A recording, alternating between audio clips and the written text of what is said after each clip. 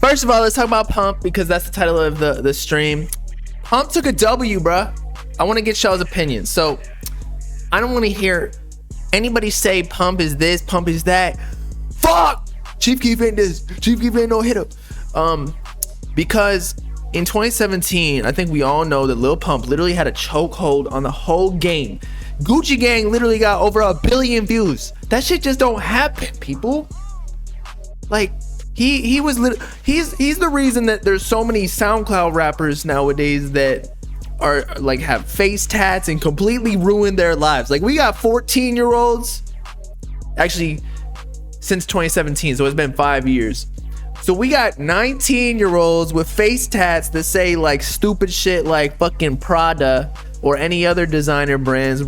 They can't even get a job now because of Lil Pump. Not saying that's a bad thing, but come on, his influence is crazy. He was part of he might be part of the what's it called, the Mount Rushmore of SoundCloud rap. That's a hot take and a half. But anyway, so we seen Coi Leray, we seen Yeat and some other rappers, you know, decline Rolling Loud and other festivals because they're not sure, or at least I would think, their management, they're not sure if the crowd is gonna go crazy for them or not. So they don't want to get embarrassed up on stage. But look at what Lil Pump did. He had the whole crowd going crazy. And I was a bit surprised, I'm not gonna lie. Like, are people, I guess he has a ton of throwbacks where you can always go crazy because like literally everybody in the crowd knows the song, whether or not they like it or respect Lil Pump or whatever. But again, he was choking out 2017 like it's goddamn jujitsu. Yes, I know jujitsu now. You can the rear naked choke, get that little but let's check it out.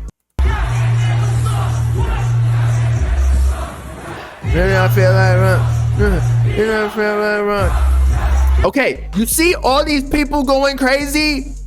His bro Smoke Perp is probably, I don't know, drinking himself to sleep right now because he couldn't even get, well, then again, it is a festival. So, you know, he's not the only headlining act that the fans are there for. But again, Smoke Perp, his bro, was he even invited to this Metro Festival in Canada? Because that would be sad. Let's actually check that shit. Metro. We gotta check out their headliners.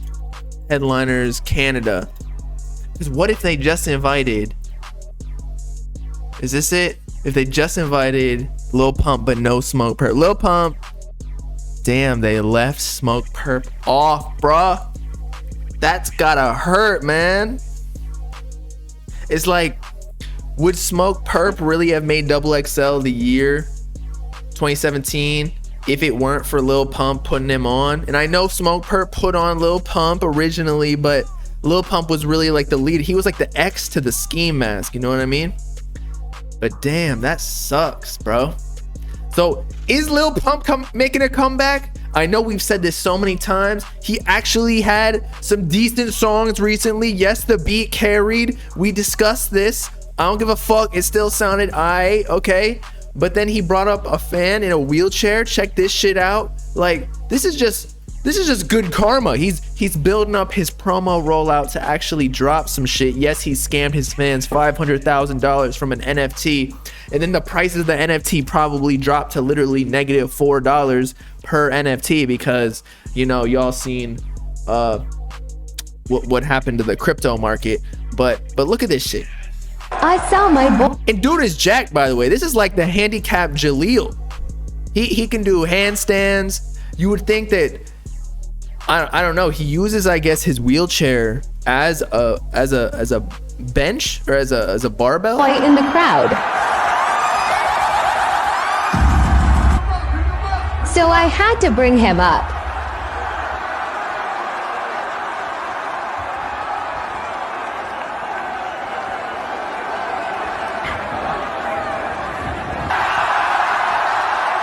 Okay, it's crazy that he can't walk because you would think that this dude probably squats like 400. Look, he's shredded. Watch. What the fuck?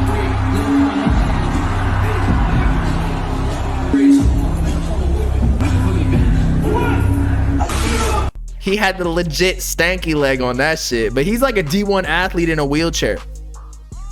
The stanky leg.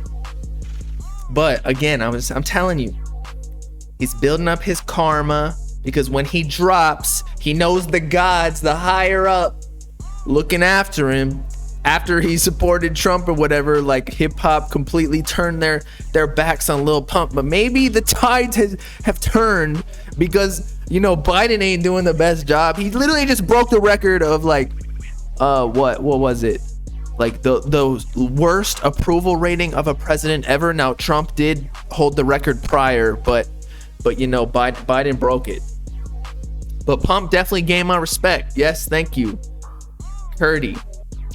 Perp low-key cutest. Whoa, chill, bruh. Chill.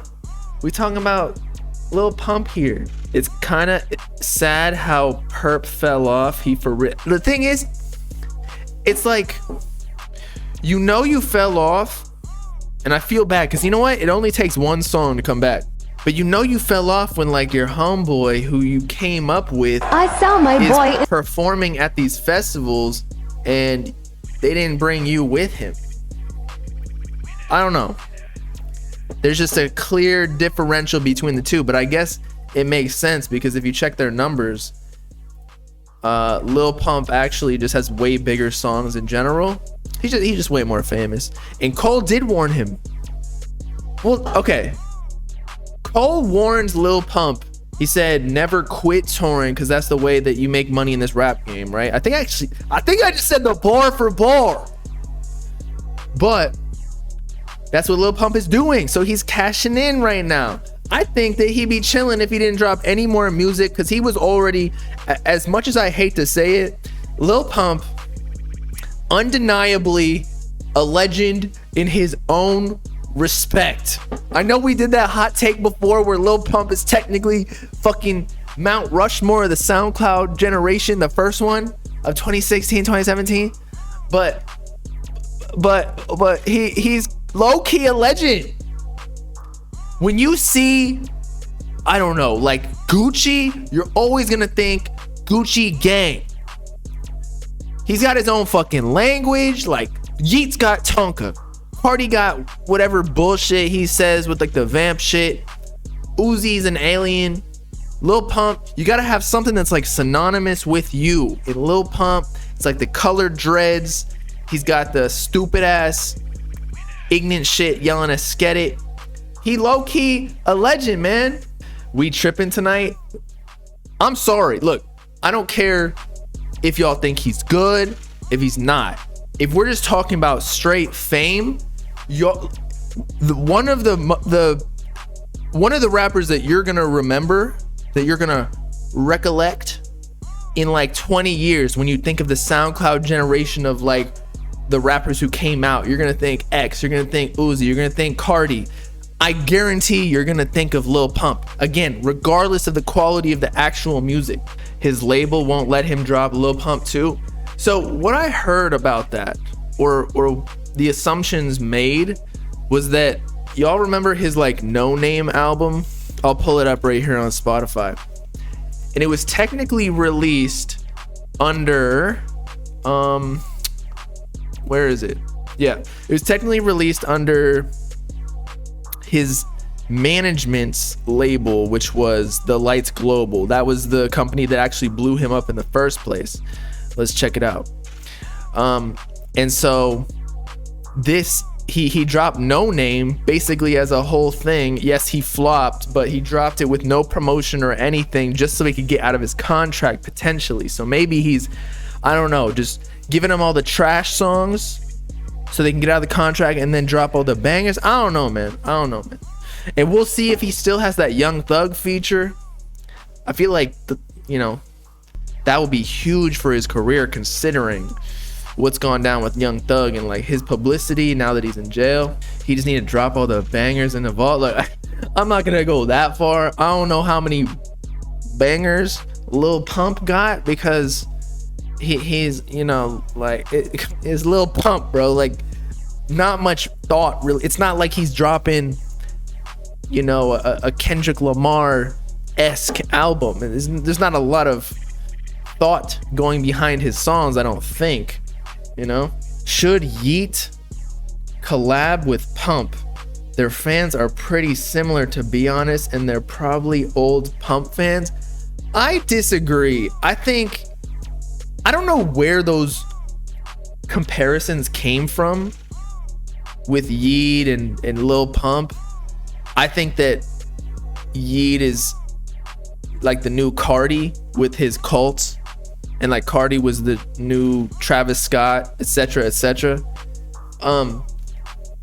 I think Yeat's music is just way deeper than what Pump was. Pump was like clearly making shit that was effortless and like he wasn't even trying. It was supposed to be stupid. It was supposed to be like, hey, we're on a Xan. Let's glorify how fucked up we are all the time. Let's glorify how dumbasses we are. Like, Yeat's actually making music.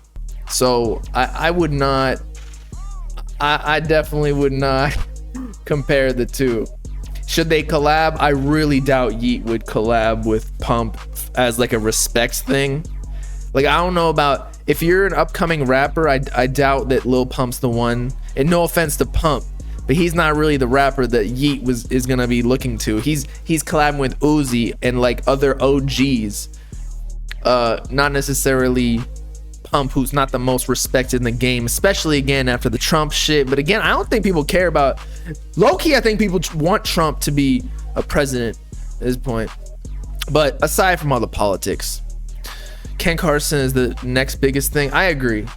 I think Ken Carson and Destroy Lonely, like, they're the two in the underground that are just like, they're the top of the game. They have the best brands other than Yeat and Sofago. Like, they're like top four.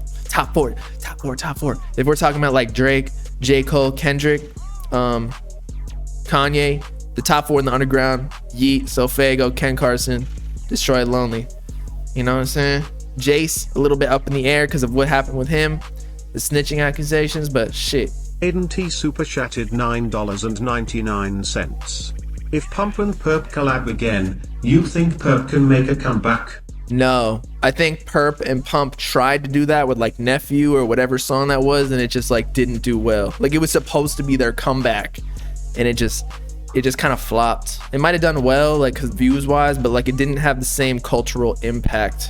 Not that they were as far of a degree as that would be.